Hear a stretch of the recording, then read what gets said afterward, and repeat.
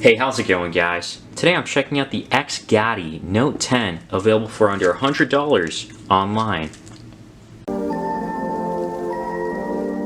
So the stuff on the side here, you see this is the back cover for the phone, and this looks really big. We'll get to this more in just a moment. And then this is the wall outlet in here, I'm pretty sure, because what else could it be? And it didn't fit in the box, I'm assuming. That's why they put it separately or kept it separately. I mean in this box. It still all came in one package. There's really nothing else around the box except you can call them if you wanted to, if you have any problems, I guess. Inside the box is the phone itself, first and foremost. Put that to the side. Underneath that, looks like we get a micro USB cable, or is this USB Type-C? Nope, it's micro USB. And a little clear case here. It's plastic or rubber, and then along with the screen protector and a hard screen protector, kind of like a glass-like screen protector, along with the user manual itself. You know, I miss this on the Android Note or the Samsung Galaxy Notes, having a removable battery. This is something I wanted to see in the new Note phones, but since it wasn't there, that's why I switched to iPhone, but I digress. This phone is huge. It has a 7.2-inch screen, but it might still feel easier than holding a 7-inch tablet, mainly because a 7-inch tablet has thick bezels while this doesn't. As you might have noticed, I removed the initial screen protector, but there is still a screen protector that's pre-installed, as you can see the bubbles here. On top is the camera, on the side is the volume keys, power button, and the nice thing is that there's a little bit of a texture on here to show the distinction between the two, so that you'll kind of get used to it over time as you use the phone, if you decide to get this, of course. Then you can remove the back from here. In between the volume key and power button, I believe is a reset pin or hole to reset the phone. On the bottom is a micro USB port to recharge the phone. And the microphone, the speaker is on the bottom, only one grill. On the other side, there's not much else.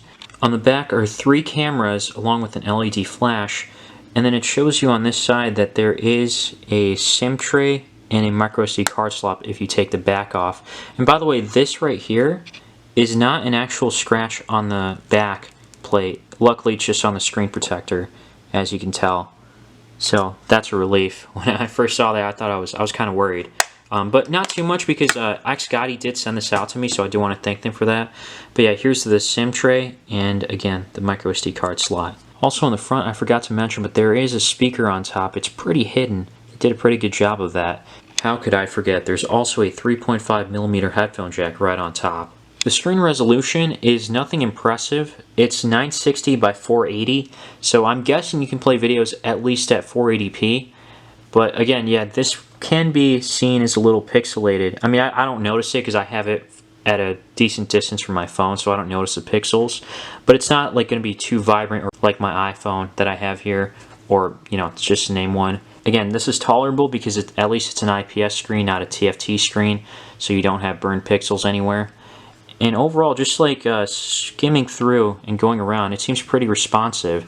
Nothing unusual here. And the bloatware, there's not too much bloatware, it seems like, but when I go into storage, a lot of it, there's not much storage available, so you will want to use a micro SD card if you get this, because 9.73 gigabytes is used out of 16 gigs, so you don't have much left.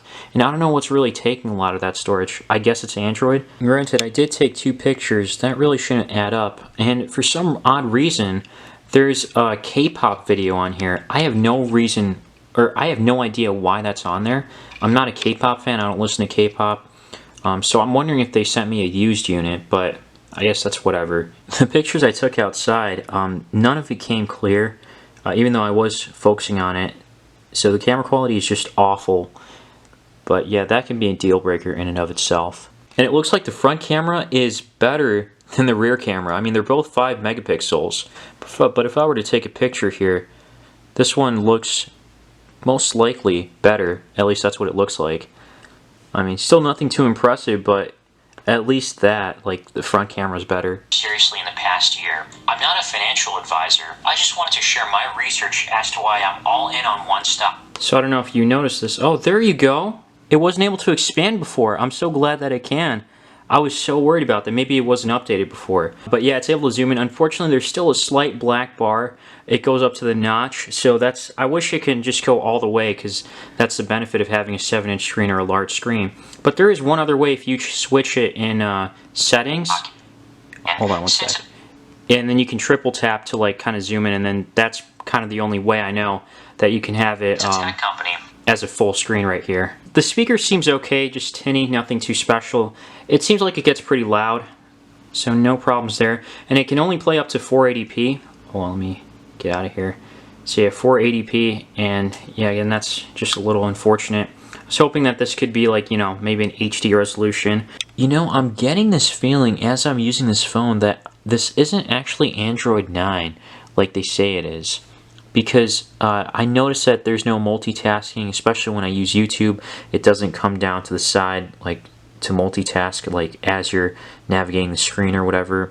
And not just that, it's also the apps kind of look old school, so maybe it's just me. I guess I'll have to confirm that in the comments below. For the time being, I'll take it at face value that it's running Android 9. Maybe there's something in settings that I didn't activate. But even so, settings does seem a little different. Oh, and by the way, you also have a screen recorder and screenshot on here on their version of, or their skin of Android. Maybe it's just me, but I do think that the Wi-Fi or the settings does look kind of like an older version, like Android 6 or maybe 7. I don't know, you guys tell me what you think. Again, I'm just going to take that at face value for the time being. Looking at an article here, it seems like everything's pretty smooth, pretty easy to read. It's not too pixelated like I thought it would be. Everything seems pretty easy to read, especially from a distance. The other downside about this phone is that I can't check out other benchmarks. The only one I can really check out is this 3D mark, and there are some other lower end ones that I've never used. So just for the heck of it, I thought I'd share this one that I took. Benchmarks, again, are one thing, performance is another, I like to say. But even then, I still like to share, you know, what the score is to try to compare it with other tablets or low-end phones, you know, so people can get kind of a better feel of things. But yeah, unfortunately, Antutu Benchmark and Geekbench cannot be downloaded on this. I tried doing the APK files and it wasn't successful, so I'm really not going to waste too much more time, any more time on that stuff. But we could check out a few games here at least and see how they perform. Let me go ahead and close stuff in the background just to be on the safe side to make sure everything loads up properly or it doesn't lag, because there's only 2 gigs of RAM in this, which is kind of unfortunate.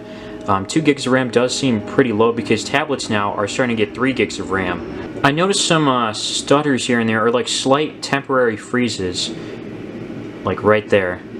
And I'm not sure how much gameplay performance can get affected by this, but this is the only game so far that I've seen that has this freeze, or, you know, it just like freezes right there. So I guess this is not playable, but believe it or not, 3D games are a little better on this. The next game here is Sonic Boom 2. I like how the notch actually, or how the screen goes all the way up to the notch when I'm playing a game. I wish it did the same thing when I was watching a video, but oh well. And believe it or not, this is pretty decent. Like, it's not completely smooth in frame rate, but I haven't seen any freezes like we saw in Jetpack Joyride. None at all. Like, yeah, this is definitely playable. I'm just shocked about it.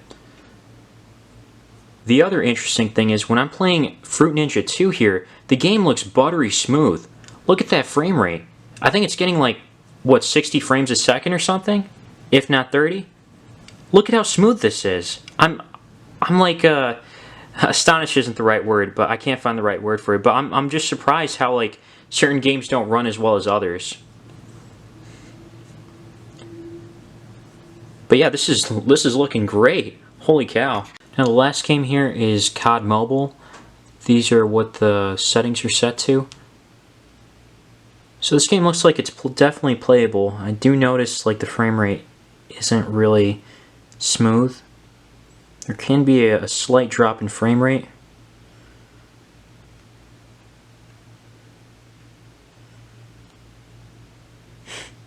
Too easy.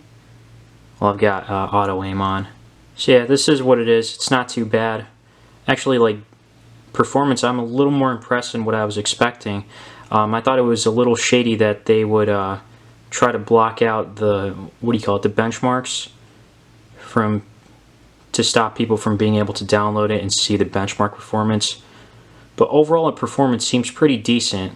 I do notice the phone getting a little warm to the touch, a little hotter around the camera area here. Maybe that's where the CPU is. Finally, I did make a call or two here, and the quality is okay. I did notice that like the person who was on the other side, he had a hard time hearing me, so I had to raise my voice just a little bit more than I usually do. Or maybe I didn't have it too loud. I was using my indoor voice because I am inside, and but that's beside the point. This is definitely just a first impressions video. I haven't used this much because, like I just got it. So, yeah, there's that. But overall, it seems pretty decent for what it was. Now, I was also having a hard time hearing the person when I had the speaker on. So I turned the speaker off, and then I could hear them just fine. But then I put them back on speaker.